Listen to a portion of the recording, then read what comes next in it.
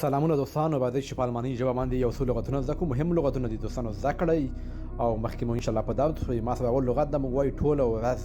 ټوله ورځ ته په الماني ژبه کې وایو ګانسن ټاګ، ګانسن ټاګ. او بل وایي بالغ، بالغ ته موږ تاسو وایو اواکسن، اواکسن. او موږ وایو په رښتیا، یعنې واقعا. دې لغت ته په الماني ژبه کې وایي ویکلیش، ویکلیش. او موږ وایو یو څه، یو څه مې په کار دی، یو څه وخوره، یو څه وڅښه. د یو څه ته په الماني ژبه کې وایو etwas، etwas. بل موږ وایو ډېر ښه، چاته څه موږ مطلب تعارف کوو، د هغه مطلب ستاینه کوو، موږ وایو ډېر ښه، sehr gut، sehr gut. بل موږ وایو ناوخته، ناوخته ته په الماني ژبه کې وایو spät، spät.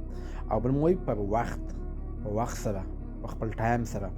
دغه لغات په الماني ژبه کې وایي pünktlich، pünktlich. زده کړئ دوستانو، کمنټونه او فالو مو هېر نه شي.